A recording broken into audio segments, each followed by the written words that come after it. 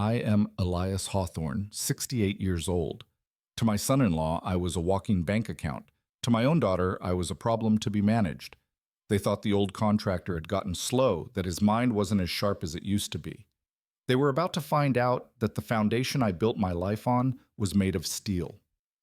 It all started with a single text message from my lawyer, a message that lit the fuse on a bomb that would shatter their carefully constructed world. Before I tell you what that message said, let me know in the comments where you're listening from. And please like and subscribe if you believe that respect for your elders is non-negotiable. The silence in my house was a familiar companion.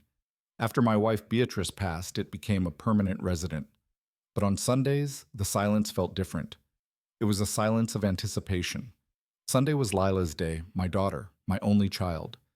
I stood in front of the closet, running my hand over a row of neatly pressed suits. Beatrice always said a man could conquer the world in a well-fitting suit. I chose the navy blue one, her favorite. As I put it on, I could almost feel her hands straightening the lapels for me. This house, every brick, every floorboard, was a testament to our life together. I poured the foundation and she breathed a soul into it. Now that soul seemed to exist only in photographs. I glanced at her picture on my dresser, her smile as bright as the Florida sun. "You know, she's just like you, Beatrice," I'd often whisper to the photo. The smile, the sharp mind. But lately something was different. Something was missing in her eyes. The Sunday dinners at her house had become my lighthouse, the one bright spot in a quiet week. It was a reminder that I wasn't just a widower hour rattling around in a house that was too big for him. I was a father, a patriarch. I was adjusting my tie in the mirror, practicing the smile I would wear for the evening when my phone buzzed on the dresser. I figured it was my medication reminder. But when I picked it up, a cold dread washed over me. It was a text from a name I rarely saw on a weekend. Marcus Thorne, attorney. The message itself was a single line typed in all capital letters, like a shout through the screen. "Mr. Hawthorne, don't go anywhere. Call me immediately. Urgent, urgent." Marcus Thorne wasn't a man who used that word lightly. In 15 years as my lawyer, he'd never sent a message like this. The air in the room grew thick. The quiet house suddenly felt oppressive. My heart, which had settled into the slow, steady rhythm of old age, began to pound against my ribs. Every instinct told me my normal Sunday dinner had just ended before it even began. I hit call without a second's hesitation. The phone felt cold against my ear. It rang once, twice. Then Marcus's sharp, no-nonsense voice cut through the line. "Elias, where are you? Are you alone? I'm at home." Marcus about to leave for Lila's. "What's wrong?" There was a pause, heavy hesitation, that told me the news was bad. "Someone just tried to secure a $1.8 million loan against your commercial properties." "Elias, they used a power of attorney with your signature on it." The world tilted. I leaned against the dresser, my knuckles white. A power of attorney. I didn't sign any. My voice trailed off as a memory surfaced, sharp and sickening. "Connor, my son-in-law at my kitchen table a few weeks ago, a thick stack of papers, his charming smile. Just some standard investment paperwork, Pops. Sign here, here, and here." He'd flipped through the pages so quickly. I had trusted him. I had trusted my daughter's husband. "Elias, are you there?" Marcus's voice was urgent. "Yes, I'm here," I said, my own voice sounding distant. "I'm here." Despite the earthquake that had just ripped through my world, I decided to go to dinner. But now it wasn't a social visit. It was a reconnaissance mission. When I got in Connor's new luxury SUV, the smell of fresh leather almost choked me. I had helped them with the down payment for it. An investment in his professional image, he'd called it. "Great news, Pops," Connor said, his eyes meeting mine in the rearview mirror. "That commercial real estate deal I told you about. It's about to pop. We're looking at a 25, maybe 35% return in 24 months. We just need to move fast." I just nodded. I looked at Lila, my daughter. She was staring out the window, her thumb scrolling endlessly on her phone screen. She was a million miles away. Normally she'd be engaged, asking smart questions, questioning Connor's numbers. My Lila had a brilliant mind for business, but the Lila next to me was a ghost. "How's work, honey Tib?" I asked, trying to pull her back. She flinched slightly. "Oh, it's fine, Dad." "Busy." The answer was clipped, devoid of detail. The rest of the ride was filled with Connor's empty chatter about leveraging assets and aggressive growth strategies. It was all noise. All I could hear was Marcus's voice in my head. 1.8 million. At their house, the dinner table was set beautifully, but the food tasted like ash in my mouth. I watched them. I watched how Connor would talk and Lila would nod. I watched how they'd share a quick glance when they thought I wasn't looking. I was no longer a father at dinner. I was an investigator studying suspects. To test the waters, I feigned forgetfulness. You know, Connor, that stack of papers I signed. My memory isn't what it used to be. Could you bring them by tomorrow? I'd like to read the fine print. Connor's smile tightened for a fraction of a second. Lila froze her fork halfway to her mouth. Don't you worry about that, Pops, Connor said with a forced laugh. It's all complicated financial jargon. That's what you have me for. Trust me. Everything is going perfectly. And then he delivered the final blow. You know, we were talking, he said, gesturing between himself and Lila. This big old house you're in, it's a lot for one person. If you sold it, you'd have so much more liquid capital to put into these bigger deals. We could find you a nice safe condo. We're just worried about you, Dad. He said it with a look of fake concern on his face. He wanted to sell the house Beatrice and I had built the home where we raised our daughter. He wanted to sell my memories to fund his schemes. I looked at Lila hoping to see a flicker of protest, a sign that my daughter was still in there. But she just looked down at her plate, her silence ablaze in my heart. I knew then this wasn't just about money. This was a war for the soul of my family. And I had just learned the enemy was sitting right across the table from me. My hand was trembling as I held the phone to my ear. The familiar comfort of my own home had evaporated, replaced by a chilling tension. Marcus's voice came through the line, sharp and devoid of pleasantries. Elias, where are you? Are you alone? I swallowed, trying to steady my voice. I'm at home. Marcus about to leave for Lila's. I'm alone. What's wrong? Your text. Forget the text. He cut in. His tone was a razor's edge. Stay where you are. Lock your doors. I need you to listen to me very carefully. I walked over to the front door and slid the deadbolt across.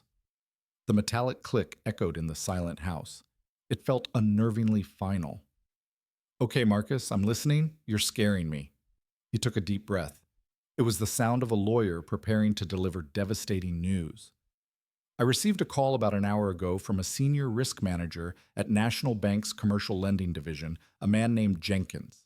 He knows me from the old days. He was calling as a professional courtesy before flagging an account for fraud.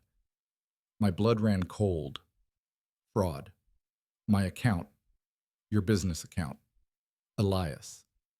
Someone tried to secure a $1. $8 million loan against your entire portfolio of commercial properties.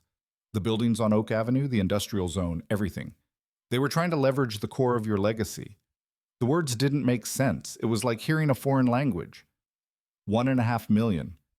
Marcus, that's impossible. It has to be a mistake, a clerical error. No one has access to those accounts but me. It wasn't a clerical error, Elias. Marcus's voice was grim.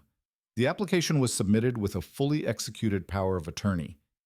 It gives the holder sweeping control over your financial assets. According to the document, you signed it over 3 weeks ago. My mind raced a frantic search through recent memories. A power of attorney. That's a serious document, the kind of thing I would only ever sign in Marcus's office after reading every single word. I never signed anything like that, Marcus. I would know. I would have called you immediately. Think, Elias. He pressed gently but firmly. Have you signed any legal or financial documents at all in the last month? Anything outside of my office? Anything that seemed rushed? And then the image hit me with the force of a physical blow. It was so clear, so vivid, I felt like I was reliving it. The gleaming granite of my kitchen island, the smell of coffee in the air. Connor, my son-in-law, was sitting across from me, a wide, confident smile on his face. A thick stack of papers was fanned out between us. He had his fancy silver pen in his hand, just some standard paperwork for the new investment fund, Pops. Connor had said, his voice smooth as honey. It's a real estate trust, very secure, but there's a lot of red tape to get it set up. Just need your signature here on the ownership forms, here on the risk disclosure, and here on the account authorization. He had flipped the pages quickly, his finger tapping on each signature line. I remembered feeling a little overwhelmed by the sheer volume of it. The pages were filled with dense paragraphs of legal text. "Shouldn't Marcus look at this first?" I had asked. Connor had laughed a friendly, dismissive sound. "Oh, we'll send him courtesy copies. This is just to get the ball rolling. The opportunity is time-sensitive, you know. We don't want to get bogged down in lawyerly delays and miss our window." Lila had been there too, standing by the sink, her back to us. She was quiet that morning. I had assumed she was just tired, but now her silence seemed deafening. I had trusted him because he was my daughter's husband. I had signed where he pointed my 68-year-old eyes, skimming the headers without absorbing the details. I had signed my life's work away at my own kitchen table. "Elias? Are you still there?" Marcus's voice pulled me back from the sickening memory. I had to wet my lips before I could speak. He gave me papers. I said, my voice a hoarse whisper, "Connor, my son-in-law." He said it was for an investment, a thick stack of them. A heavy sigh came through the phone. It was the sound of Marcus's worst fears being confirmed. The old trick. You hide a venomous snake in a basket of harmless ones. He must have slipped the power of attorney document into the middle of that stack. The signature page would look just like all the others. "The bank. Did they approve the loan?" I asked, dreading the answer. "No," Marcus said, and I felt a small flicker of relief. Jenkins at the bank thought it was suspicious. A loan of that size liquidating the assets of a man with your financial history. It set off red flags. He said the applicant was pushing hard for a rapid wire transfer to a newly opened LLC.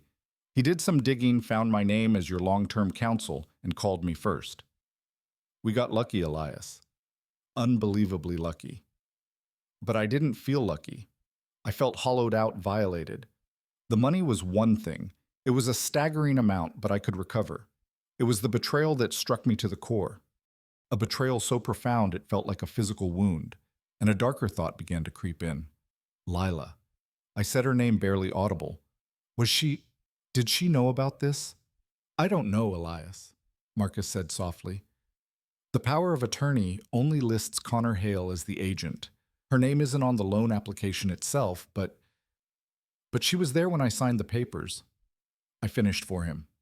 My heart ached with a fresh wave of pain. My daughter. My smart, capable daughter. Was she a willing accomplice, or was she a fool just like me? Which answer was worse? For a moment I was filled with a white-hot rage. I wanted to drive over to their house right now, kick down the door, and confront them. I wanted to see the look on Connor's face when his perfect little scam fell apart. "I'm going over there," I said, my voice low and dangerous. "No." Marcus's command was absolute. "That is the worst thing you could do right now, Elias. They don't know that we know. That is our only advantage. If you confront them, they will cover their tracks, destroy evidence, maybe even try to disappear. Right now, we are in control. You cannot give that up. Do you understand me?" I closed my eyes, leaning my forehead against the cool glass of the window. He was right. An emotional outburst would be a fatal mistake. This wasn't a family squabble anymore. This was a strategic battle, and I had been a fool for too long. The kind, trusting old man was gone.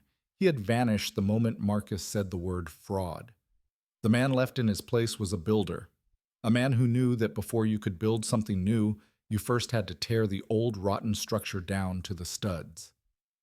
"Yeah," I said, my voice steady, now cleared of all emotion. "I understand, so what do we do next?" I ended the call with Marcus, my hand steady, but my soul shaking. For a long moment, I just stood there in the suffocating silence of my home. My first instinct was to call Lila to scream down the phone to demand an explanation. My second was to get in my car and drive anywhere far away from the wreckage of my family.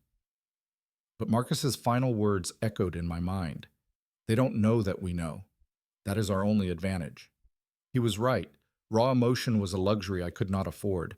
Anger was a fire that would only consume me and leave them unscathed. I needed ice in my veins, not fire. I needed a plan. So I did the hardest thing I've ever had to do. I straightened my suit jacket, smoothed my tie, and composed my face into a mask of grandfatherly warmth. I picked up the small gift I had bought for them, a bottle of wine, and walked out of my house. I was no longer a father going to dinner. I was a soldier walking into enemy territory playing the part of a fool to map out their fortifications. The moment I stepped into their house, the facade of normalcy was almost overwhelming. The smell of roasted chicken and garlic filled the air. Soft jazz played from a speaker in the corner. It was a perfect picture of domestic bliss, a scene from a magazine. But to me it felt like a beautifully constructed stage set for a tragedy. Connor greeted me at the door with a booming laugh and a clap on the shoulder. "Pops, there you are. We were getting worried. Come on in. Dinner's almost ready." Lila came out of the kitchen, wiping her hands on an apron. "Hi, Dad," she said, her voice quiet. She gave me a quick pre-functor hug, a gesture that felt more like a habit than an act of affection. She wouldn't meet my eyes. That was the first thing I noticed. Her gaze was fixed somewhere over my shoulder, as if looking at me directly would turn her to stone. We sat at their polished dining table, the three of us.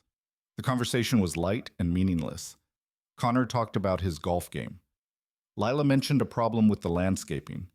I listened, nodding and smiling where appropriate. But I wasn't really listening to their words. I was watching them. I watched the way Connor's hand rested on Lila's shoulder, a gesture that looked less like comfort and more like ownership. I watched the way Lila's fork pushed food around her plate, never lifting much of it to her mouth. She was a bundle of nervous energy, a violin string pulled too tight. I decided it was time to test the waters. I let a thoughtful pause hang in the air, then turned to Connor with a slightly confused expression, the one I used when I couldn't find my reading glasses. "You know, Connor," I began, my tone casual. "That big stack of papers I signed the other week? My old memory isn't what it used to be. Could you bring them by the house tomorrow? I'd just like to read through the fine print again for my own peace of mind." The effect was instantaneous. Connor's easy smile faltered for just a second. Lila's fork clattered onto her plate, the sound as loud as a gunshot in the tense silence. They exchanged a look, a flash of pure panic so quick that if I had blinked I would have missed it. Connor recovered first, letting out a forced chuckle. "Oh, Pops, you don't need to trouble yourself with all that complicated financial jargon. It would just give you a headache. That's what you pay me for, to handle the details. You just need to relax and trust me. Everything is moving along perfectly." He patted my hand condescendingly. "Trust me." The words hung in the air, a bitter poison. I looked at Lila, hoping for some sign of dissent, some flicker of the honest, intelligent daughter I had raised. But she just stared down at her plate, her hands clasped tightly in her lap, her silence a confession. Then Connor, overplaying his hand, delivered the final devastating blow. "You know, Dad, Lila and I were talking," he said, leaning forward, his voice dropping to a confidential tone. "This big house you're rattling around in all by yourself. It's a lot of upkeep for one person. We worry about you about. We were thinking if you sold it, you'd have so much more liquid capital to put into these bigger deals. We're planning. We could find you a beautiful, safe condo much more manageable. It just makes financial sense." I felt the blood drain from my face. Sell the house I had built with Annette, the home where we had raised Lila, the place where every corner held a memory of a life filled with love and hard work. He was talking about liquidating my past, my memories, my heart and soul, as if it were nothing more than a stock certificate to be traded. I looked across the table at my daughter, the woman who had taken her first steps on those hardwood floors. I pleaded with my eyes for her to say something, to tell her husband he had gone too far. But she said nothing. She just picked up her wine glass and took a long sip. Her gaze fixed on the wall behind me, refusing to meet mine. And in her silence, I got my answer. It wasn't just Connor. It was both of them. My son-in-law was the architect of the plan, but my own daughter was his willing accomplice. The drive home from that dinner was the longest of my life. I didn't say a word, and they didn't press me. I think they mistook my cold, silent fury for the weary resignation of an old man they had finally beaten. It was an error in judgment that would cost them dearly. I didn't sleep that night. I sat in my study, the house dark around me, replaying every deceitful smile, every empty hug, every lie. The pain was a physical thing, a heavy weight pressing down on my chest. But as the sun began to cast a gray light through the window, something else began to burn through the grief. It was a cold, hard resolve. By the time I walked into Marcus Thorne's office at 10:00 a.m. sharp, the heartbroken father had been replaced by the meticulous builder. I was there to review a blueprint for demolition. Marcus's office was an oasis of calm and order. Floor-to-ceiling bookshelves filled with law to a large mahogany desk and the faint smell of coffee and old paper. It was a world away from the emotional chaos of the night before. Marcus stood up as I entered, his face etched with concern. "Elias, how are you holding up?" "I've had better nights," I said, sitting down in one of the leather chairs opposite his desk. "Show me." He slid a document across the polished surface of the desk. It was a high-quality copy of the Power of Attorney. I picked it up, my hands surprisingly steady. I saw the pages of financial jargon, the places where my signature was neatly forged or perhaps even traced. And then I saw at the final signature page, the one I recognized. It was my signature, bold and clear. But the page it was attached to was a declaration of total financial surrender. "It's a classic bait and switch," Marcus explained, his voice calm and analytical. "It's a predator's move. They give you a stack of legitimate or at least harmless-looking documents. You get into a rhythm. Sign here, sign here. You're not reading every word because you trust the person sitting across from you. Why would you? It's your family. Then somewhere in the middle, they slip in the kill shot, a single page that gives them everything. The signature page looks identical to the others. You sign it without a second thought." I stared at my own name on the page, a signature I had used to build a company to sign contracts to create a life for my family. Now it had been turned into a weapon against me, my own daughter, Marcus. I said the words tasting like poison. She just sat there and watched him do it. Watched him hand me the pen. The emotional betrayal is the deepest cut. "Elias," he said, leaning forward, "and your anger is justified. Every ounce of it. You have every right to storm over there and confront them, but I am advising you as your lawyer and as your friend not to do that. An emotional reaction is what they expect. It's what they're prepared for. They'll deny everything, call you confused and paranoid. They will use your anger against you." I looked out the window at the bustling Miami streets below. For 35 years, I had built things, houses, office buildings, community centers. I never started a project without a detailed plan. I never laid a single brick without knowing the exact dimensions of the entire structure. I understood foundations and stress points and the slow, patient work of building something strong enough to withstand a storm. My rage wanted a storm now. It wanted to smash everything to pieces. But the builder in me knew better. Marcus was right. A direct assault would be foolish. This wasn't a brawl. It was a siege. I turned back to face him, my mind clear for the first time in 8 hours. The pain was still there, a hot coal in my gut. But I could wall it off. I could use its heat as fuel. "You're right," I said, my voice low and steady. "The man who built a construction empire from nothing doesn't win by throwing punches. He wins by being smarter. So tell me the plan, Marcus. How do we tear their world down brick by brick?" A slow smile spread across Marcus's face. It was the smile of a lawyer who knew he had a winning case. "Now you sound like the Elias Hawthorne I know," he said. "The plan is simple, but it will require a great deal of control on your part. We let them think they've won. We let them think you're the sad, confused old man they want you to be. You're going to call them this afternoon. You're going to tell them you've thought about their suggestion and that they are right.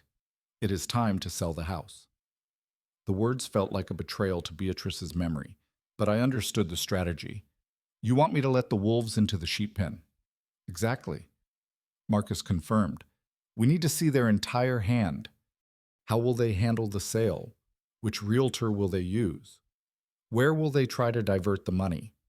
Every step they take from here on out will be another nail in their own coffin. We will document everything. We will build a case so airtight, so undeniable that when we finally confront them, they will have nowhere to run." I stood up, feeling a sense of purpose I hadn't felt in years. The grief had not vanished, but it had been transformed. It had been sharpened into a tool. "All right, Marcus," I said, extending my hand across the desk. "Let's let them get started on digging their own graves." I left Marcus's office and stepped out into the bright Miami morning. The city was bustling with life, people rushing to work, trucks making deliveries, the normal rhythm of a Monday. 8 hours ago, I had felt like a ghost haunting my own life. Now I felt grounded. The rage and the pain hadn't vanished, but I had given them a job to do. They were no longer a flood threatening to drown me. They were the engine of a machine I was just beginning to build. Marcus had given me a name and an address written on a crisp sheet of his firm's letterhead: Sophia Grant Investigations. The office wasn't in the gleaming glass towers of downtown. It was in a respectable but modest brick building in a neighborhood that valued hard work over flashy appearances. That was a good sign. The waiting room was small, clean, and impersonal. There was no soothing music or expensive art on the walls, just a few chairs and a coffee machine. A moment later, the door to the inner office opened and a woman stepped out. She was about 50, an African-American woman with intelligent eyes that seemed to take in everything at a single glance. She wasn't smiling, but her expression was one of calm, professional confidence. She wore a simple but well-tailored pantsuit, and her handshake was firm and brief. "Mr. Hawthorne." "I'm Sophia Grant," Marcus called ahead. "Please come in." Her office was like her tidy, organized, and completely without frills. A large desk, a computer, 2 chairs, and a series of locked filing cabinets.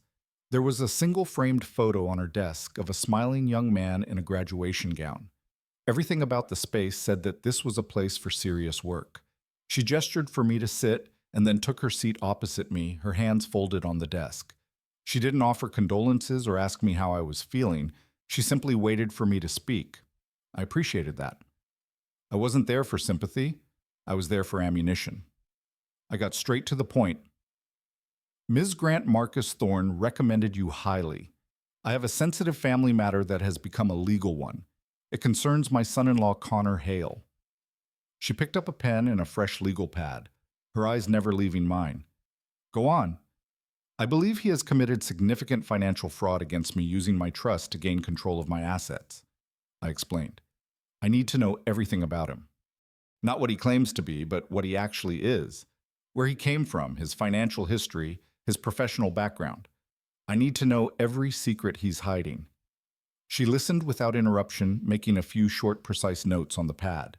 Her focus was absolute. It was comforting to be in the presence of such quiet competence after being surrounded by so much loud deceit.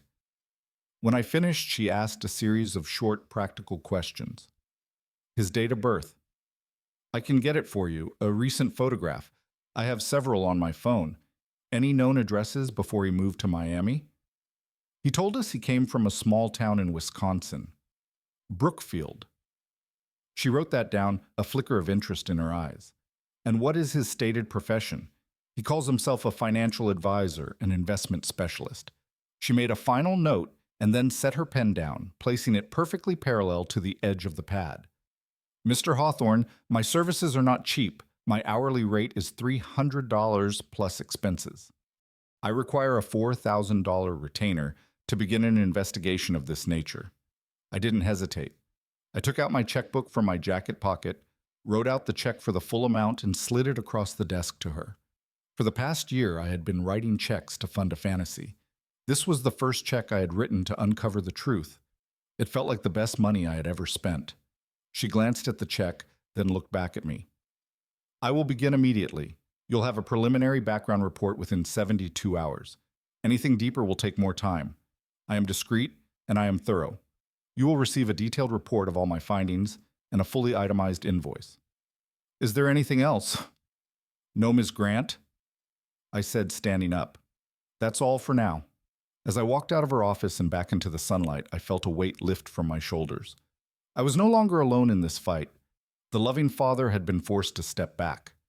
The meticulous builder had taken over, and I had just hired my first subcontractor. Connor and Lila thought they were playing a simple game against a tired old man. They had no idea I was bringing in a team of professionals to change the rules. They had started this, but I was going to finish it. The next 72 hours were the longest of my life. I made the phone call as Marcus and I had planned. My voice was a carefully constructed instrument of feigned resignation. I told Lila and Connor that I had thought it over, and they were right. The old house was too much for me. It was time to downsize, to sell it, and to invest the proceeds wisely for the future.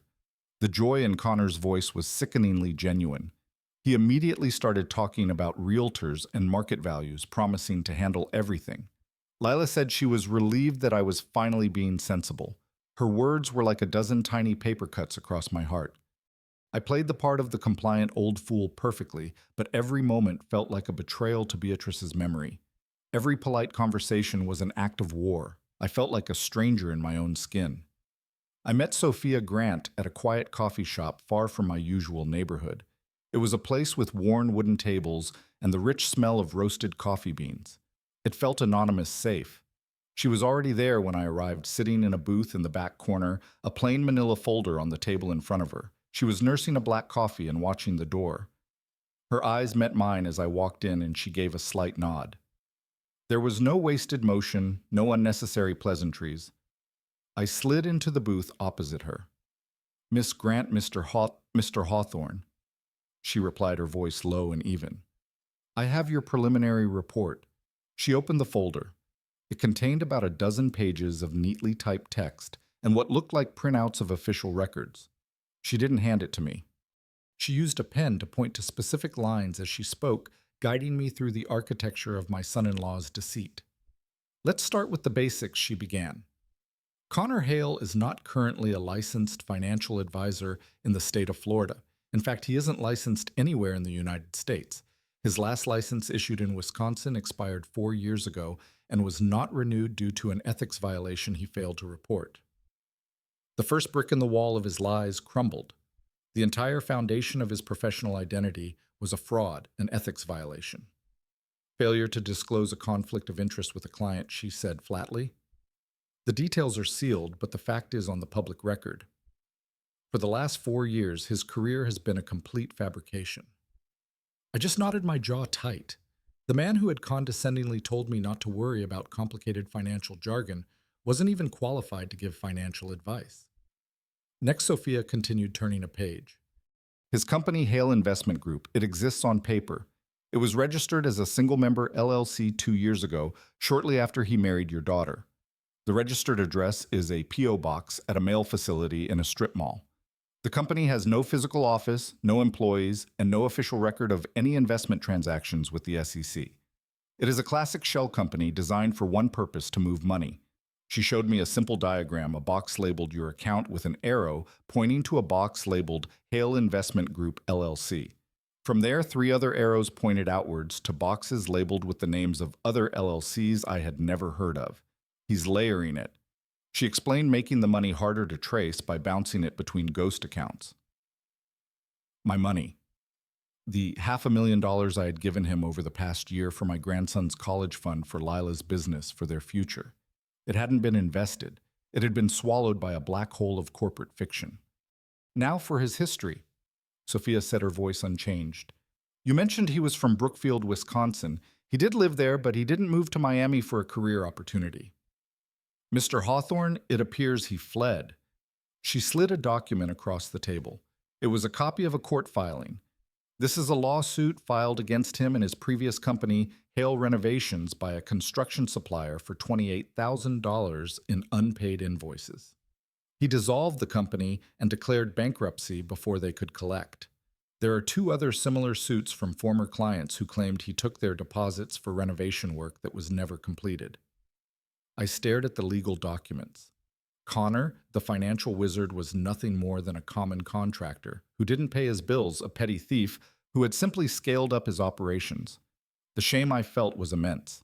Shame for being so blind, for being such an easy target. "He told us he came from a good family," I murmured, "that his father was a doctor." Sophia turned to the last page in her folder. "His father was not a doctor, Mr. Hawthorne. He was a used car salesman who passed away 12 years ago. Connor Hale has constructed his entire life, his entire identity, from a series of calculated lies. He saw you and your family's good name as a resource. He married into a respected family in a new city to escape his past and find a wealthier class of victim." I leaned back in the booth, the coffee in front of me untouched.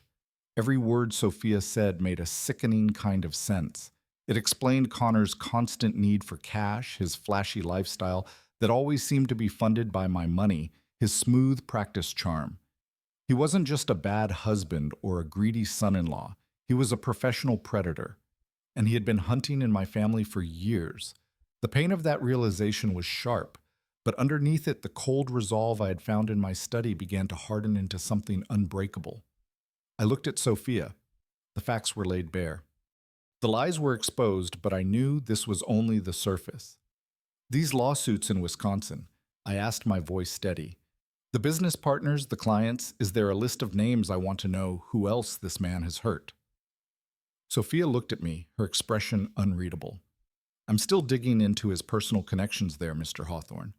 There are some inconsistencies in his public records, his marital status, his dependents. Something doesn't add up. A week passed. It was the most surreal and difficult week of my life. I spoke with Connor and Lila almost every day. I played the role of the agreeable father, nodding along as Connor discussed real estate agents and market analysis for my home. He had already picked one, a slick young man from a fancy downtown firm. Connor was moving fast, eager to liquidate my life's work. I had to listen to him talk about staging my home, getting rid of my personal belongings to make it more appealing to buyers. He was talking about erasing the memories of Beatrice and me, as if he were discussing a fresh coat of paint. My daughter Lila stood by his side, a willing echo. She would call me with cheerful updates, her voice brimming with a false enthusiasm that made my stomach turn. She told me how proud she was that I was finally making smart financial decisions for my future. I swallowed my rage and played my part.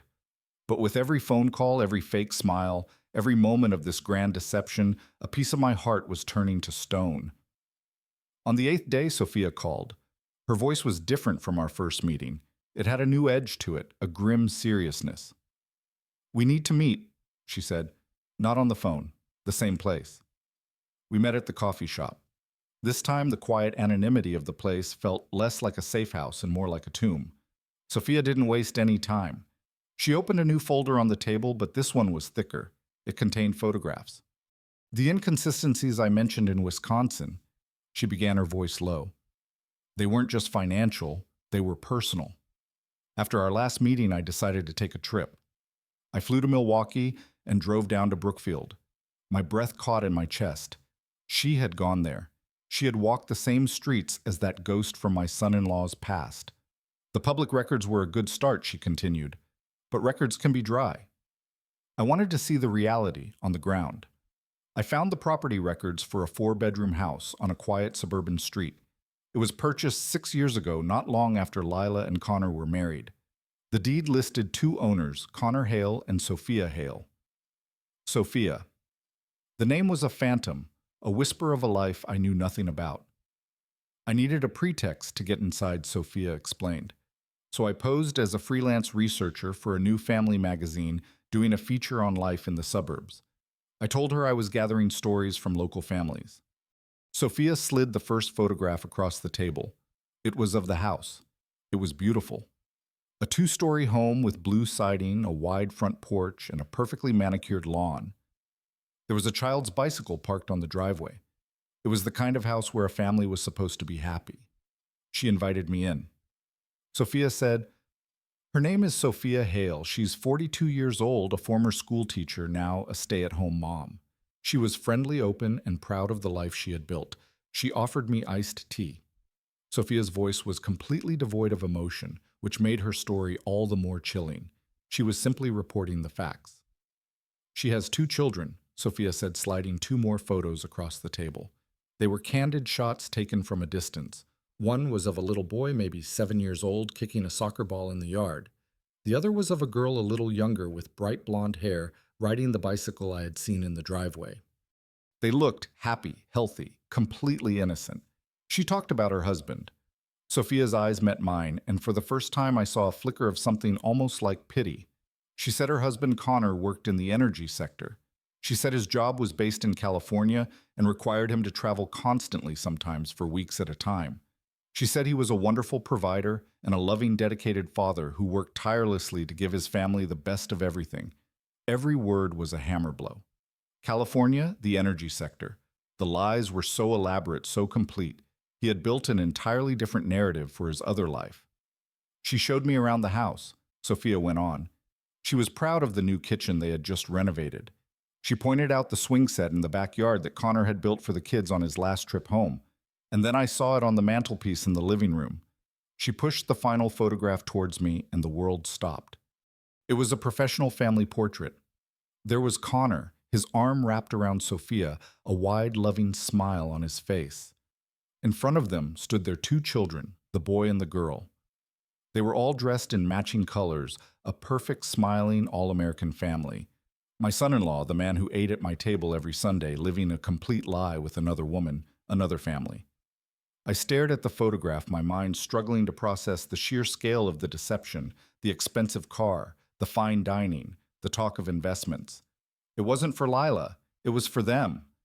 My money, my life savings had paid for this house, this kitchen, this perfect suburban life. I had been funding my own betrayal. I felt a strange and terrible pity for the woman in the photograph, Sophia. She was a victim in this too, her entire life. A sham built on my stolen legacy and her children. Those innocent children, their father was a monster. But the deepest pain was for Lila. What was she in this twisted equation? Was she his partner, or was she just the key? The key to unlocking my wealth, the foundation for his entire fraudulent world. I didn't know which was worse, to be a villain or to be a fool, so completely and utterly used that your whole marriage was nothing but a tool in a larger con. Sophia let the silence sit for a long moment, letting the full weight of the discovery settle over me. Then she reached into her folder and pulled out one last document. She didn't slide it over. She placed it gently in front of me. I went to the county courthouse after I left her house. She said softly, "It's a matter of public record.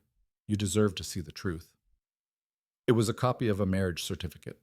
The names on the certificate were Connor Hale and Sophia Vance.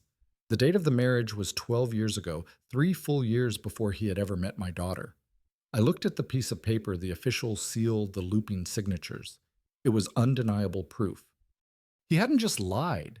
He hadn't just cheated. He had committed bigamy. He had built 2 separate lives, 2 separate families, one in the light and one in the shadows. He had built an entire world on a foundation of my money and my daughter's heart. And I knew with a certainty that burned colder and brighter than any rage I had ever felt that it was my job, my final duty as a father, to burn that world to the ground. The photograph of Connor's other family felt like a permanent brand on my mind. For days after seeing it, I lived in a state of cold clarity. The pain and the shock were still there, but they had been packed down deep, replaced by an icy sense of purpose. I continued to play the part of the willing father. I met with the realtor. Connor had chosen a young man with a smile as slick as his gelled hair. I nodded and agreed as he talked about curb appeal and neutral color palettes. I let them walk through the house, the home Beatrice and I had built, pointing out features to market, talking about my life's work, as if it were just another property listing, and all the while I waited for the final pieces of the puzzle to fall into place. The call came from Marcus a week later. "We're ready, Elias," he said. "It's time you saw the whole picture." I met him at his office. This time we didn't sit in his personal study. He led me to a large formal conference room. Sophia was already there, and with her was a man I didn't know. He was older than me, with sharp eyes behind a pair of wire-rimmed glasses and a perfectly tailored suit. Elias, Marcus said, "I'd like you to meet Edward Klein. He's the best forensic accountant in the state of Florida. He's been analyzing the financial records we subpoenaed from Connor's LLCs." Mr. Klein stood and shook my hand. His grip was firm, his expression serious. "Mr. Hawthorne," he said, "what your son-in-law has done is both brazen and meticulously planned." He gestured towards a large screen on the wall. With a click of a button, it lit up, showing a complex flowchart. It looked like a spider's web. At the very top was a single box with my name on it. From that box, a thick line descended to another box labeled Hale Investment Group, LLC. From there, the web exploded into a dozen smaller lines and boxes. It was the anatomy of my betrayal laid out in stark black and white over the last 12 months. Mr. Klein began, his voice calm and precise, as he pointed to the top of the chart. "You made 5 separate transfers to Hale Investment Group. The total sum was $320,000. You were told this was seed money for various investments." He pointed to the dates of each transfer. I recognized them instantly. The $40,000 in April that Connor had said was for an urgent deposit on a commercial property. It was actually the exact amount needed for a semester's tuition at Willowbrook Academy in Wisconsin, the $75,000 in September that was meant to secure a partnership in a tech startup. It had been transferred on the same day a large payment was made on a home equity line of credit for the house on Maple Drive. Every transfer, every dollar was a lie I had willingly funded. Hale Investment Group did nothing with your money, Mr. Klein continued. It acted as a simple collection point. Within 24 hours of each of your transfers, the funds were immediately broken up and funneled out to 3 other shell corporations. He pointed to the next layer of the web. The boxes had bland corporate names. Central Transport Services Summit. Capital Partners Polaris Real Estate. These companies are ghosts, Marcus chimed in. They're registered in Delaware and Wyoming, which have very lax corporate disclosure laws. They exist only as bank accounts designed to obscure the original source of the money. It's a classic money laundering technique. Mr. Klein then moved to the final layer of the chart, the dozens of smaller lines that spread out from the shell companies like veins. This, he said, his voice grim, is where your money went, Mr. Hawthorne. He brought up a series of bank statements on the screen, each one a damning piece of evidence. He walked me through them one by one. From Central Transport Services, we see a recurring monthly payment of $3,500 to a mortgage company in Wisconsin. It's for the property where Sophia Hale and her children reside. My money was paying the mortgage for my son-in-law's secret family. From Summit Capital Partners, we see 2 monthly car payments, one for a BMW X5, the other for a Cadillac Escalade. Both vehicles are registered in Sophia Hale's name. The total is just over $1,200 a month. I remember Lila telling me they were struggling to make their own car payments last year. I had given them $8,000 to help them catch up. And finally, from Polaris Real Estate, we see the most direct transfers. Mr. Klein said a single payment of $20,000 to the Willowbrook Academy, the tuition for 2 children, and dozens of cash withdrawals from ATMs in the greater Milwaukee area. Never more than $7,000 at a time to stay under the federal transaction reporting threshold. He was bleeding you dry systematically to fund a completely separate life. I stared at the screen at the undeniable proof, the numbers, the dates, the account statements. It was a signed confession in dollars and cents. The shame I had felt earlier was gone, replaced by a feeling as cold and hard as granite. He hadn't just betrayed me. He had used my love for my daughter as a weapon against me. He had turned my generosity into a fuel source for his monstrous deception. He had taken the fruits of my life's labor, the money I had earned through 35 years of sweat and grit, and used it to build a monument to his own greed. I looked at Marcus, then at Sophia. I saw the grim understanding in their eyes. They weren't just my legal team anymore. They were my generals in a war I never wanted to fight, but now was determined to win this whole time. I said, my voice dangerously quiet. He was complaining about money pushing me to sell my house for more capital. The original $320,000 was just the seed money. Marcus said the $1.8 million loan he tried to get. That was the main event. He was going to drain you completely, then disappear, leaving you and Lila with nothing but debt. I looked back at the spider's web on the screen. It was complex, ugly, and evil. But for the first time, I didn't see chaos. I saw a map that showed me exactly where the enemy was hiding. I finally understood the full scope of his operation, and now I knew exactly where to strike. I spent the next 3 weeks living a double life. By day, I was the agreeable father getting my affairs in order. I sorted through old photographs with Lila, letting her pack away Beatrice's belongings into boxes. Each item was a fresh stab to the heart, but I showed no pain. I listened patiently as Connor gave me patronizing updates on the overwhelming interest in my house. But by night, I was a general planning a campaign. I had long phone calls with Marcus and Sophia, piecing together the final elements of our case. Every financial record, every lie was another piece of ammunition. The weight of the deception was heavy, but the thought of the coming reckoning gave me strength. They made their final move on a Tuesday evening. They didn't call first. They just showed up. I was in the kitchen washing my dinner plate when the doorbell rang through the glass. I could see both their cars. It was an ambush. I took a deep breath, wiped my hands, and put on the mask of the tired old man. Dad, we were just in the neighborhood and we were worried, Lila said as I opened the door. Her voice was laced with a fake syrupy concern. Connor brushed past me into the living room. The realtor called us Dad. He said, his tone impatient. He said, "You canceled 2 viewings this week. The market is hot right now. If we don't move on this offer, we could lose it. These investors I've lined up for the capital are getting nervous." I feigned confusion. "Oh, it's all just happening so fast. So many memories in this house. An old man needs a moment to breathe." Connor's smile vanished. The velvet glove came off. "See, this is what we're talking about," he said, his voice taking on a hard edge. "We're not sure you're appreciating the urgency here. You seem confused lately, forgetful." He walked closer to me, his expression a perfect blend of fake sympathy and menace. "Lila and I have been talking, Dad, and with you being so indecisive, we think it might be time for you to have a chat with a doctor, someone who can assess your capabilities just to make sure you're still competent enough to handle these big financial decisions. We can't let you put your own future at risk." There it was, the final, unspeakable threat. It wasn't just about stealing my money anymore. They were threatening to steal my mind, my autonomy, my very identity. They were threatening to have me declared incompetent, to strip me of my rights and lock me away while they picked my life's work clean like vultures. I looked past Connor to my daughter. She stood by the doorway, her arms crossed, refusing to meet my gaze. Her silence was her consent.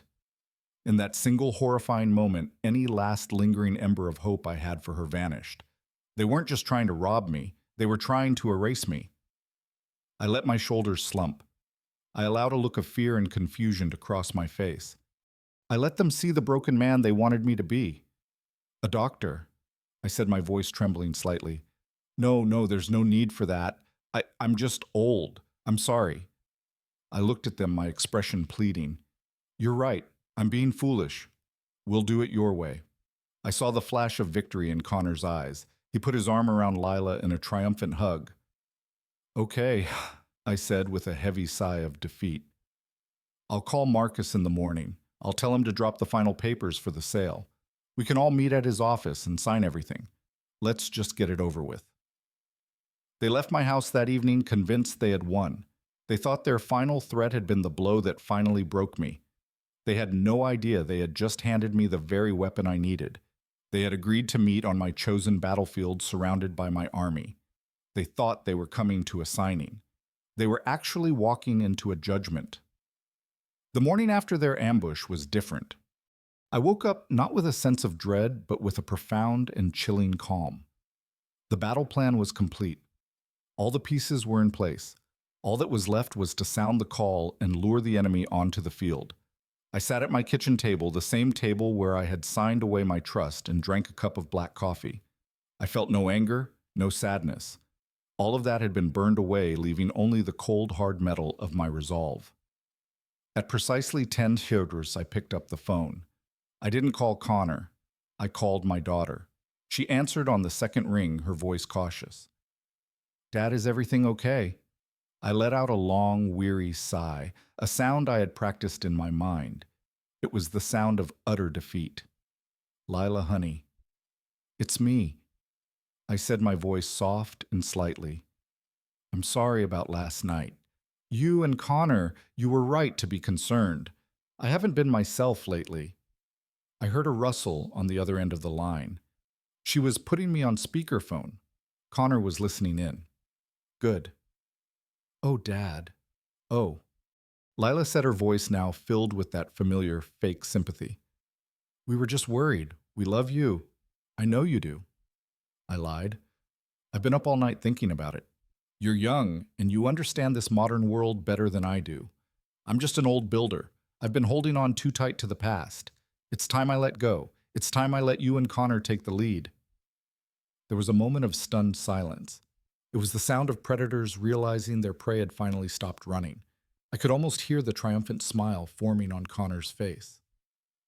I just got off the phone with Marcus. I continued, my voice sounding tired and resigned. I gave him his instructions. I told him to draw up all the final paperwork for the sale of the house. And I told him to structure the new investment fund exactly as Connor designed it. All the proceeds from the house will go directly into it under his management. I heard a sharp intake of breath from Lila and a muffled exclamation of victory from Connor in the background. The bait was taken. Marcus said because of the size of the transaction, it's best if we all sign everything together in his office to make it fully legal and official. I said he has an opening in his schedule for us tomorrow morning at 11 Obro. Can you and Connor be there? Yes, Lila said, the word bursting out of her full of poorly concealed glee. Yes, Dad. Of course we'll be there 11 a.m. Don't you worry about a thing. You're doing the right thing. We're so proud of you. Okay, honey, I said, letting my voice crack just a little. I'll see you then. I hung up the phone. The act was over.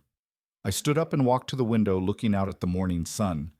The weary, defeated old man from the phone call vanished.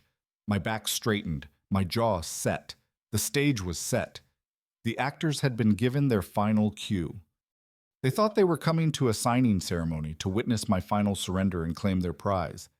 They had no idea they were walking into a judgment. The conference room at Marcus's firm was designed to project power. A long, polished mahogany table reflected the ceiling lights like a dark mirror. The chairs were heavy black leather. On one wall, a massive screen was dark for now. I sat at the head of the table. Marcus was to my right, his files arranged in a neat stack. Sophia was to my left, a silent observer. We were a united front, a panel of judges.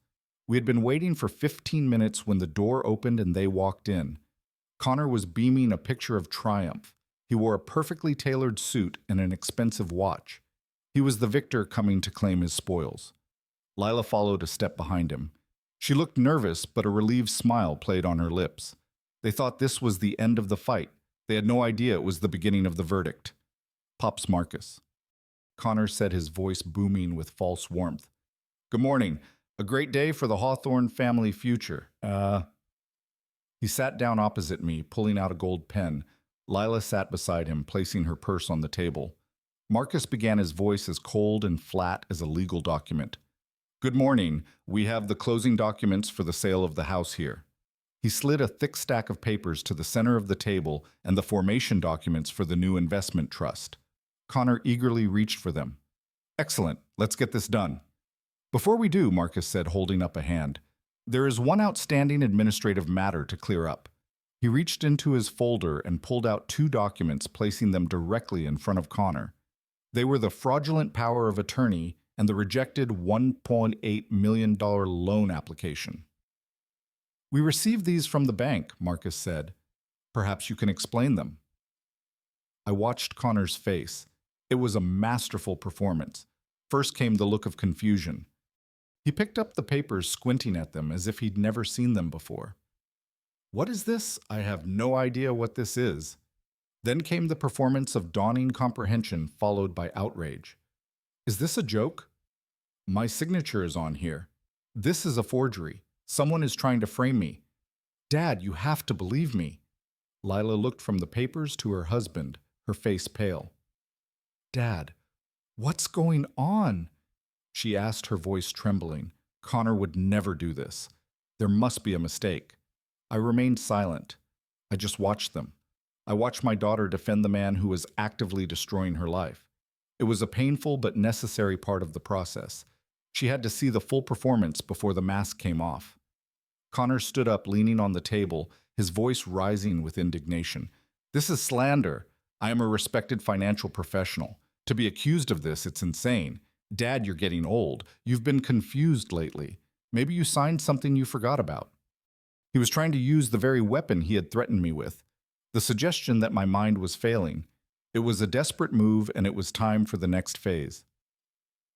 Please sit down, Mr. Hale. Mr. Hale? Marcus said, his voice cutting through Connor's bluster. Let's set the loan application aside for a moment. Instead, let's discuss the initial investment of $320,000 that you have been managing on Mr. Hawthorne's behalf. Marcus nodded to Sophia. She pressed a button on a remote. The large screen on the wall flickered to life. On it was the spider's web, the flowchart of my stolen money. Connor stared at the screen, his mouth falling slightly open. Lila just looked confused. As you can see, Marcus said, standing up and using a laser pointer to trace the flow of money. Mr. Hawthorne's funds were first transferred to your holding company, Hale Investment Group. That's correct, Connor said, regaining some of his composure. That's our primary investment vehicle. A vehicle which then immediately dispersed the funds to 3 other shell corporations registered in Delaware. Marcus continued, his voice relentless, from which the money was not invested but spent. The screen changed. A bank statement appeared. This, Marcus said, the laser pointer, now a small red dot of damnation, is a recurring monthly payment of $3,500 for a mortgage on a house on Maple Drive in Brookfield, Wisconsin. Would you care to explain that business expense? Mr. Hale Connor started to sweat. That's a corporate property, an asset for a long-term investment. I'm developing in the Midwest. Lila was looking at him now, her eyes wide with a dawning horror. A corporate property. Connor, you told me all our investments were in tech stocks. Marcus ignored her. He was like a shark that had scented blood. He clicked the remote again. Another statement appeared, and these 2 monthly car payments for a BMW and an Escalade registered to a woman named Sophia Hale. Are these company cars? She's a consultant. Connor stammered, his lies becoming weaker, more pathetic. A business associate. And this, Marcus said, clicking again. The screen now showed a tuition bill, a $20,000 payment to the Willowbrook Academy for the education of 2 children. Are they scholarship recipients sponsored by your company? Lila made a small choking sound, the $20,000. Connor, you told me that was for my marketing budget. You told me my business needed it. She turned to him fully now, her face a mess of confusion and betrayal. Connor, what is this? What is going on? He was cornered. He looked from his wife to me to Marcus, a trapped animal searching for an escape. He found none. I decided it was time for me to finally speak. I had sat in silence long enough. I leaned forward, my voice calm and steady. Connor, I said, you talk about business associates in Wisconsin. You seem to have a lot of expenses there. Perhaps your primary consultant can clear this all up for us. Connor's face went white with terror. He knew what was coming. Marcus nodded to Sophia again. She made a call on her cell phone. A moment later, the image on the screen changed. It was now a live video call. A pleasant-looking woman in a bright, sunny kitchen appeared. She was smiling. Hello, she said cheerfully. Is this Connor's office? Lila stared at the screen. Who is that? She whispered. Connor looked like he was about to be physically sick. He opened his mouth, but no sound came out. I spoke again, my voice gentle. Hello, Sophia. My name is Elias Hawthorne. I'm a business partner of your husband's. We're all in a meeting here in Miami. How are you today? Sophia smiled brightly. Oh, I'm fine, thank you. Just getting the kids ready for their soccer game. That's wonderful, I said. We were just hoping that Connor would be able to make it home to you and the children this weekend. The woman's face lit up. Oh, I hope so. He's been away in California for so long on this trip. The kids missed their daddy terribly. California. The lie was so complete. My daughter finally turned her head from the screen to her husband. The look on her face was one of absolute devastation. The confusion was gone, replaced by a horrifying soul-shattering understanding. The man she had married did not exist. Connor. She breathed his name, a sound of pure agony. Marcus chose that moment to slide the final documents across the table. First, to photograph the family portrait from the mantel in Wisconsin. Connor, Sophia, and their 2 smiling children. Then he placed the final document on top of it, the copy of their marriage certificate dated 12 years ago. As Lila stared at it, her mind finally breaking under the weight of it all, the conference room door opened. Sophia stepped inside.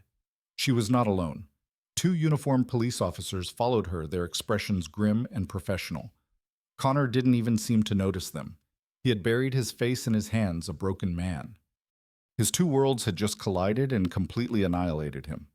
Sophia walked to the table and stood behind him. Connor Hale, she said, her voice clear and official. You are under arrest for fraud, embezzlement, and bigam. The officers pulled him to his feet. He didn't resist. He was a hollow shell. As they put his hands behind his back to cuff him, he finally looked up. He looked at me. His eyes were not angry. They were filled with a look of utter disbelief. The the look of a master predator who had just been outsmarted by the one creature he thought was harmless prey. They led him out of the room. The door clicked shut, leaving behind a devastating silence. The only sound was the heartbreaking sound of my daughter Lila, who had collapsed forward onto the table, her body shaking with uncontrollable sobs. I looked at the ruins of my family. I had won. I had protected my legacy and exposed the monster. But as I looked at my broken daughter, I felt no victory. I only felt the profound and terrible cost of the truth. The click of the conference room door shutting behind the police officers was the loudest sound I had ever heard. It severed the last tie to the life that was. The man my daughter had married was gone. The world she had built was gone. All that was left was the wreckage and silence. A silence so profound and heavy, it felt like a physical weight pressing down on us. It was broken only by the sound of my daughter weeping. It wasn't a cry of sadness. It was the sound of a soul being torn apart. A raw, guttural sob of absolute desolation that seemed to come from the very center of the earth. She had collapsed forward onto the polished table, her head buried in her arms, her entire body shaking with the force of her grief. On the screen behind her, the smiling face of Sophia Hale had been replaced by the spider's web of financial deceit. On the table in front of her, the marriage certificate and the family portrait lay like evidence at a crime scene, which they were. Marcus and Sophia stood for a moment, their professional duties complete. They were silent and respectful. Sophia gave me a single solemn nod, a look of grim understanding. Marcus cleared his throat softly. "Elias," he said, "we will handle the official police statements and all the legal follow-up. You don't need to worry about any of that right now." I looked at him, my own eyes stinging. "Thank you, Marcus, for everything." He nodded. "Take care of your daughter," he said. And then he and Sophia slipped out of the room as quietly as they had entered, leaving me alone with my victory and my broken child. I had won. Every part of my meticulous plan had worked to perfection. The monster had been exposed. My legacy was secure. Justice was being served. But as I looked at Lila, there was no triumph in my heart. There was no satisfaction. There was only a vast, aching emptiness. The cost of this victory was written in every shuddering sob that racked my daughter's body. I didn't see the woman who had stood by silently as her husband plotted to destroy me. I saw the little girl who used to fall asleep in my arms after I read her a bedtime story. I saw the proud teenager in her graduation gown, her future as bright as the sun. I saw the joyful bride walking down the aisle, her heart full of a love that had turned out to be the most vicious lie of all. For weeks, my anger at her had been a shield. It had protected me, hardened me, allowed me to do what needed to be done. But now, in the face of her absolute devastation, that shield crumbled into dust. All that was left was the unconditional and agonizing love of a father for his child. I stood up my own legs, feeling unsteady. I walked around the long table and pulled up the leather chair beside her. I didn't speak. I just sat there in the wreckage with her. After a moment, I reached out and placed my hand on her shaking back. She flinched at my touch, as if expecting a blow or a word of condemnation, but I said nothing. I just kept my hand there, a steady, solid presence in the ruins of her world. Slowly, minute by minute, the hurricane of her sobs began to subside into a storm of ragged breaths and whimpers. She finally lifted her head. Her face was a swollen mess of tears and mascara. Her eyes were filled with a shame so profound I could hardly bear to look at them. "Dad," she whispered, her voice broken. "I'm so sorry. I didn't know. I swear I didn't know about them." "Shh," I said, my own voice thick with emotion. "We can talk about all that later, not now. I was so stupid," she sobbed. "So blind I believed him, I defended him." "He's gone now, Lila," I said softly, but with a strength I didn't know I had. "The lies are over. It's over." She looked around the cold, sterile conference room as if seeing it for the first time. She looked at the evidence of her shattered life scattered across the table. It was a prison of her own making, but she didn't deserve a life sentence. I stood up and gently pulled her chair back. "Come on," I said. "Let's get you out of here." She looked up at me, her eyes like a lost child's. "Where are we going? I'm taking you home," I said. And in that one word she understood everything, not to the empty house she had shared with a phantom, but home. To the brick house, on the quiet street where she had grown up, the home that had been built not with lies, but with love. I helped her to her feet and she leaned on me, her body weak with exhaustion and grief. And together we walked out of that room, leaving the wreckage of her old life behind for someone else to clean up. The road ahead was long, and I knew the work of rebuilding would be harder than any construction project I had ever managed. But as I held my daughter, I knew one thing for certain. We would build it together. For 5 days, my house was a sanctuary of silence. Lila slept in her old childhood bedroom, a room that hadn't been used in 25 years. She barely ate. She didn't answer her phone, which rang constantly with calls from friends wanting to know about the rumors that were starting to spread. I didn't press her. I made her soup and tea. I sat in my armchair in the living room while she lay on the sofa under a blanket just staring at the ceiling. I was giving her time. Time for the shock to wear off. Time for the deafening noise of the explosion to fade so she could begin to hear her own thoughts again. Grief is a solitary journey, and I knew I couldn't walk the path for her. All I could do was make sure she knew she wasn't walking it alone. On the 6th evening, she finally spoke. I was in the kitchen washing dishes, and she came and stood in the doorway, her arms wrapped around herself. Her eyes were puffy and red, but for the first time since that day in the conference room, they were clear. "Dad." Her voice was a fragile whisper. "Can we talk?" I dried my hands and turned to face her. "Of course, honey, always." We sat at the kitchen table, the same one where I had unwittingly signed the papers that almost destroyed us. The evening light streamed through the window, casting long shadows across the floor. She took a shaky breath before she began. "I need you to know." She started staring at her hands clasped on the table. "I didn't know about the other family. If I had known, I swear to you I would have." Her voice broke. "I know you wouldn't have," I said softly. And I did. In my heart, I knew that much was true. "But that doesn't excuse it," she said, looking up at me, her eyes swimming with tears and a shame that was painful to witness. "It doesn't excuse any of it. I stood by and I let him use you. I let him lie to you, and I lied too. I just listened." This was her confession. This was the poison she had to draw out before she could begin to heal. "I was a failure, Dad." She said the words tumbling out now. "My business, the boutique, it was drowning. I was so in debt I couldn't sleep at night, but I was too proud, too ashamed to tell you. You built an empire from nothing. You were always so strong, so successful, and I couldn't even keep a small shop afloat. I felt like such a disappointment."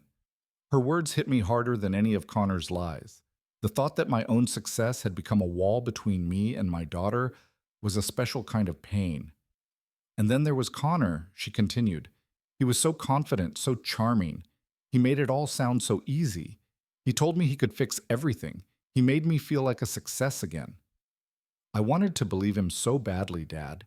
I chose to believe the beautiful lie because the ugly truth was just too hard to face. I let him convince me that you were old-fashioned, that you didn't understand modern finance. He slowly built a wall between us, brick by brick, and I handed him the mortar. She finally broke down, her face crumbling into her hands. "When he had you sign those papers," she sobbed, "I didn't know what was in them, but I knew it was wrong. I knew he was rushing you and taking advantage of your trust. And I stood there. I just stood there and said nothing. And that's the worst part. I did nothing." I reached across the table and placed my hand over hers.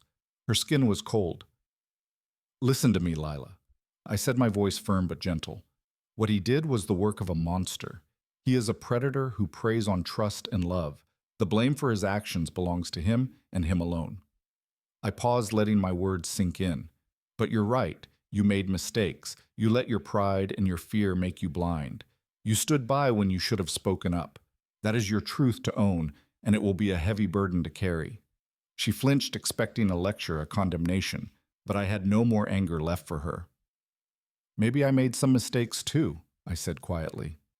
"Maybe I was so busy being the successful father that I never made it safe for you to be the daughter who was struggling. Maybe I never told you that my love for you has nothing to do with your successes or your failures. That is my truth to own." A single tear traced a path down her cheek. "Look at me," I said. She lifted her eyes to mine. "I spent my whole life building things. Lila houses buildings, and I learned one very important lesson. Strength isn't about building something that never breaks. Everything breaks sooner or later. Storms come, foundations crack. Real strength is in the rebuilding. It's in what you do after it has all fallen down. You have to have the courage to look at the rubble honestly. You have to clear away the broken pieces and then you start over. You lay a new foundation, one brick at a time, a foundation made of truth. I squeezed her hand. What he built was a house of cards and it's gone. What we have, you and I, the foundation is damaged. It's cracked, but it's still there. And we can fix it. We can rebuild it together. But it has to be built on honesty. No more shame, no more secrets. For the first time in years, I saw the daughter I remembered. Not the nervous accomplice or the broken victim, but my Lila. Her eyes cleared and she gave me a small, watery smile. "Okay, Dad," she whispered. "Okay, one brick at a time. 9 months can feel like a lifetime." The raw, gaping wound of that day in the conference room has slowly begun to heal into a scar. It will always be there, a reminder of the battle we fought, but it no longer aches with every breath. Spring has come to Miami. The air is warm and filled with the scent of jasmine and newly cut grass. I spend most of my afternoons now in the garden, the one Beatrice and I planted together so many years ago. But today, I am not alone. Lila is kneeling beside me, her hands covered in rich, dark soil, as we plant a new row of tomato seedlings. There is a lightness to her now, a peace in her eyes that I haven't seen in years. She is seeing a therapist twice a week. She is taking business classes at the local college, learning to build something that is honestly and truly her own. She is slowly finding her way back to the strong, capable woman I always knew she was. Connor took a plea deal. The evidence against him was so overwhelming he had no other choice. He's serving a 5-year sentence in a federal prison for fraud and embezzlement. The state of Wisconsin is still waiting its turn with the bigamy charges. He is a ghost, a footnote in a chapter of our lives that is now closed. Through Marcus, I made sure a portion of the recovered funds was anonymously placed into a trust for his children in Wisconsin. They were the truest victims in all of this. They deserved a chance at a future not built on their father's lies. Lila gently pats the soil around a young plant. She looks up at me, a genuine smile gracing her face. It's a smile that finally reaches her eyes. "Do you think they'll actually grow, Dad?" She asks, her voice clear and steady. I look at the small green shoots pushing up towards the sun. I look at my daughter, her face filled with a quiet hope. With a little patience and a lot of sunshine, I reply, "Anything can grow again." We work in comfortable silence for a while. The only sounds the birds in the old oak tree and the scrape of our trowels in the earth. The house stands behind us, peaceful and secure. It is no longer just a property to be defended. It is a home again, our home. Later we will go inside and cook dinner together in the kitchen, filling the rooms with laughter instead of secrets. I learned a hard lesson at 68 years old. I learned that a man's true legacy is not what he builds with brick and mortar, but what he is willing to fight to protect. And sometimes the most important work a builder can do is not to construct something new, but to rebuild what was broken. Connor had tried to steal my money, my assets, my future. But in the end, I had recovered something far more valuable. I had gotten my daughter back, and that was a fortune no con man in the world could ever touch. This ordeal taught me a hard lesson at 68 years old, that the deepest wounds often come from the hands you trusted the most. My son-in-law was obsessed with my net worth, but he never understood my true value. He saw my life's work as a pile of cash to be stolen, not as a legacy built on integrity. I learned that true strength isn't just in building an empire, but in having the courage to tear down a house of lies to save the family inside. Protecting your assets is one thing, but rebuilding a broken relationship with your child, brick by honest brick, is the only inheritance that truly matters. Have you ever had to make a difficult choice to protect your family from a threat hiding in plain sight? Please share your experience in the comments below.